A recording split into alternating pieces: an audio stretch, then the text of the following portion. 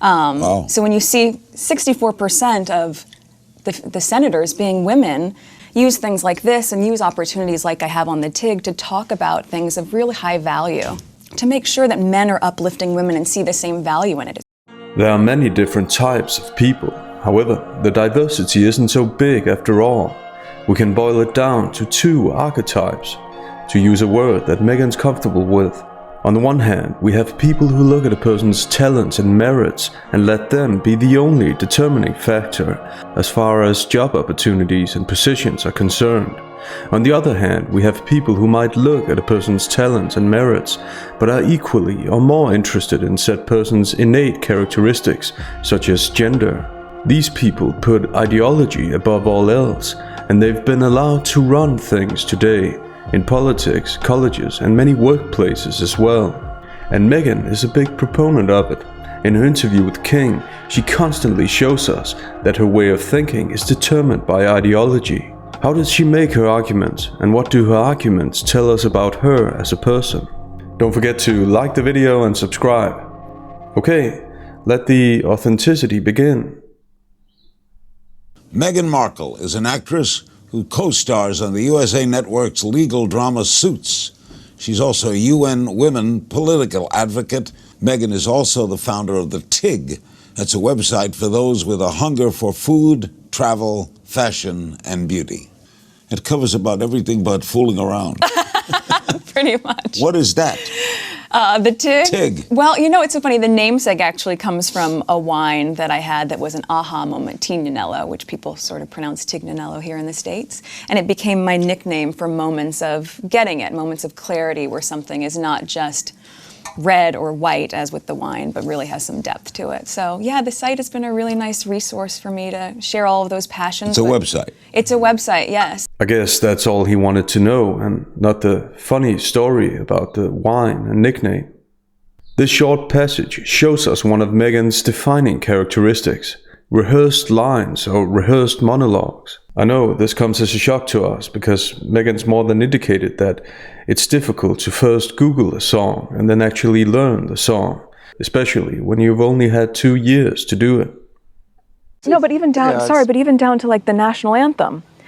No one thought to say, oh, you're American, you're not going to know that. That's me late at night Googling, what's the national, I've got to learn this. Meghan makes it very obvious that she uses what she's rehearsed to control whatever situation she's in. And later in this interview, this point's underlined in the most cringy way possible.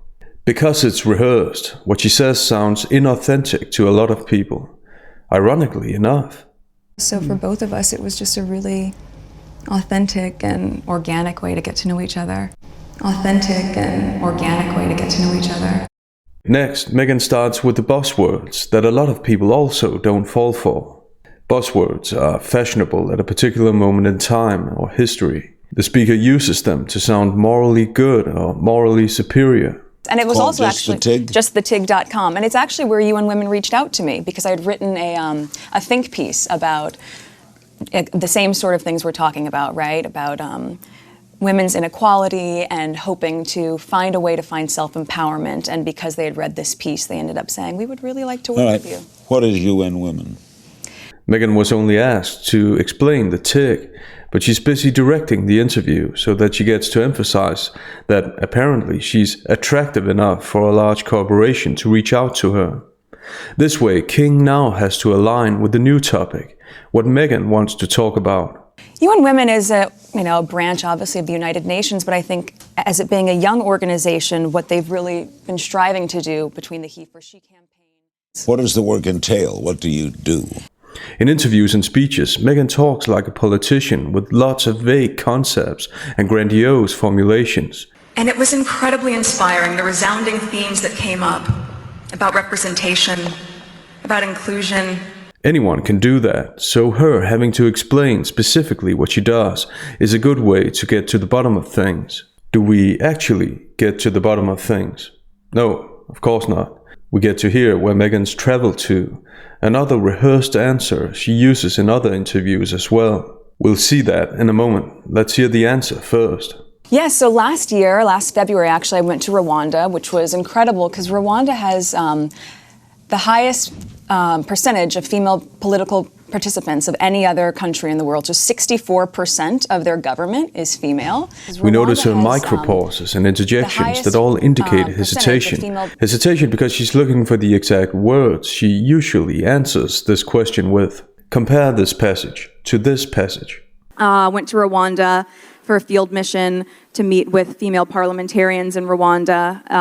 It's an incredible country which has the highest percentage of female parliamentarians of any government in the world. 64% of their Congress is female, which is amazing.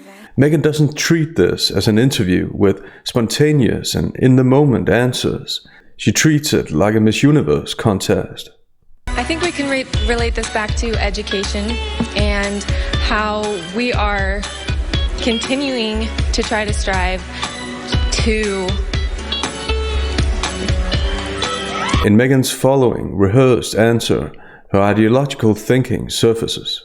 Wow. So when you see 64% of the senators being women, it just changes the conversation that's at the forefront. So I went there to meet with those leaders. What conversation? And how does it change this supposed conversation? This number doesn't mean anything in itself. You have to look at why it is that way, and you have to explain why it's automatically a good thing to have this kind of overrepresentation when equality is presumably what you want. But deep down, does she really believe what she's saying? Not if we look at her distancing language. She says, when you see, not when I see, depersonalizing this yet unexplained observation. And she says it just changes, just has a simplifying function, making something sound simpler than it likely is. Here she's interested in making a simple and fast conclusion in order to get to something else, how she met with the leaders. It just changes the conversation that's at the forefront. So I went there to meet with those leaders and to also go to Gihembe refugee camp and to meet with female leaders at a more of a grassroots level, and then take that information, use things like this, and use opportunities like I have on the TIG to talk about things of really high value. Another rehearsed passage. With the assessment high value, she's turned this into a commercial, self-branding, and she's not shy about praising her own work, insofar as traveling to another country should be considered work. And speaking of work,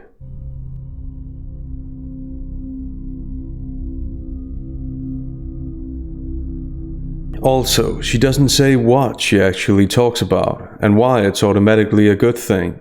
She uses popular adjectives or adjectives she knows are going to be popular in the group she's appealing to, as if these adjectives are arguments for anything and are self-evidently true. With all the problems Rwanda has had, how do you explain this seemingly contradiction? With this question, King stops Meghan's self-branding for a moment. Now Meghan has to make a few admissions that things aren't so self-evidently true as she makes them seem. I think it's really, truly, and especially being there on the ground, it was so interesting to see that in the wake of, obviously, such a horrendous experience that they had, which was not much more than 20 years ago or so, right? We're talking something that was fairly recent. Yeah. Notice how she starts with self-repairs and uses the word interesting, as she obviously doesn't know what to say. This lets us know that we can't trust the word interesting. And it's so interesting because we talk about it now, and even then, This goes for daily conversations as well. What'd you do last night? I was at home, watching this very cool documentary about clock dancing. Interesting. The restarts, fillers, and unnecessary speculation about whether it was recent or not are all there because she's uncomfortable making the admission that she obviously thinks King implicitly asked her to make. We know that because she starts with the word yes, a response and the first real response to King's question. And she says it with an intonation that indicates resistance, that she's about to modify what she has to admit. 20 years ago or so, right? We're talking something that was fairly recent. Yeah. And in that, yes, so many of the men were lost in the genocide, so it gave women an opportunity to either succumb to that or to then find some strength and then mobilize in a way that was really empowering. And I think that's specifically what they've done, which is a great benchmark for what women all over the world could be doing. She said A, but we never got to B. The degree to which Meghan speaks in buzzwords and new management terms is quite remarkable. Really empowering and benchmark, a word she almost can't remember the reason for saying. She overcompensates by wrinkling her forehead. This is the moment when we learn what ideology can do to a person. She's talking about a tragedy, but she says it gave women an opportunity. She literally uses the positive word, opportunity, which, morally speaking, doesn't belong in this context, and neither does the buzzword empowering. Can you imagine the outrage if the genders were reversed and a man said this? It would be just as wrong. Next, notice how she keeps repeating many of the same words. This is another sign of rehearsal, focus point she can go to in order to give surface-level, generic answers. I mean, I think what's been really interesting, and especially as you see with social media, it all goes beyond something that's just with, and I think especially watching the youth really mobilize and be involved and engaged in that campaign to make sure that men are uplifting women and see the same value in it. It's not just a women's fight for women, it's a people's fight for all people, right? But that's the thing. Meghan isn't advocating for a people's fight for all people. She only advocates for one group and only sees one group. She doesn't look at the leader's qualifications, she looks at the leader's gender. Gender, which apparently is a complicated matter according to the same kind of modern agenda Meghan and Harry are supporting and praising. But of course, Meghan doesn't consider the inherent contradictions in her own worldview. But don't even get me started on that. Watch this video instead. It's high value, I promise. Also, just like every other ideologue, she willingly ignores people's motivations for choosing certain careers. If I walk into a hospital and find that 95% of the nurses there are female, I wouldn't and shouldn't have any problem with that. They're there of their own accord because it's what they want, and they have the credentials to be there. No one should feel forced to have a title and status in order to feel like a success. Being a leader depends on each individual's wants and skills. But ideologues don't think in terms of individuals, they think in terms of community. A community you're supposed to have with people simply because you're born with the same innate characteristics as them, which is a nonsensical collectivist way to view life. Meghan uses the word right to signify alleged shared knowledge between the two, that they both know that what she's saying is true. In conversation, this word is a way of controlling the other speaker's understanding or view on things, as it presupposes agreement. It's a new chapter, right? And also keep in mind, I've been working on my show for 7 years. It's a really hot topic right now, right? You know, even I go to Rwanda again on Monday with World Vision actually this time to talk about a water campaign. And people would typically say, well, what does water have to do with women's rights? And where's the correlation there? I think what's been really interesting is it's all so interconnected. And when you look at something like that, you say, okay, well, building wells, sure, you have the water and you have the life source, but what it also does is enables young girls to not have to walk miles to get water for their family, and instead they're able to stay in school, and that education is going to foster them being able to be very active in their society and empower female leadership. This time, she doesn't even wait for King to ask her about the supposed correlation between female leadership and water. She presupposes it because it's part of a rehearsed monologue. We hear the word interesting again. Really she uses this word so often, and as we've seen in unreliable contexts as well, that it's hard to know what she truly finds interesting. And again, she uses the impersonal pronoun you, indicating that she's making general observations. The observations that the politically correct people who are paying her big money for this work have. Her distancing language indicates that these aren't personal observations. Change is difficult for people, and you know, you watch some of these fathers or men who are supporting their wives or daughters in this, and perhaps in some communities, those men are shunned by their friends saying, what are you doing? You're upsetting a norm that's been comfortable for us. The truly interesting thing is that the people Meghan pretends to advocate for don't think like she does. She completely fails to consider the cultural context. It's not like the men in whatever country she's talking about are sitting by the pool all day while women are getting water. Most women and most men work hard everywhere in the world. So her talking about upsetting a norm we're comfortable with is condescending. The people she's paid to advocate for don't think about norms or being comfortable, they think about survival. Meghan's word choice reveals a very much Western, postmodernistic way of thinking. The change part, I believe, because she's had some experience with change herself. But I don't see it as giving anything up, I just see it as a change. However, this change had suddenly become very hard by the time of the Oprah interview. I left my career, my life, I left everything because I love him, right? Many people struggle. With her word choice, Meghan reveals that she isn't. Meghan keeps repeating the word comfortable, showing us that this spoiled word dominates her way of thinking. What's comfortable for her? I mean, certainly when it comes to the pay gap, it's staggering, right? And I think it is nonsensical. Do I have personal experience with it? Absolutely. Do I hope to see that change the more that we're talking about it and being very comfortable in those conversations? Yes. There's conversations all over the place, which is what ideological conversations always are. They take general talking points, now it's the pay gap, and immediately presuppose that they're true.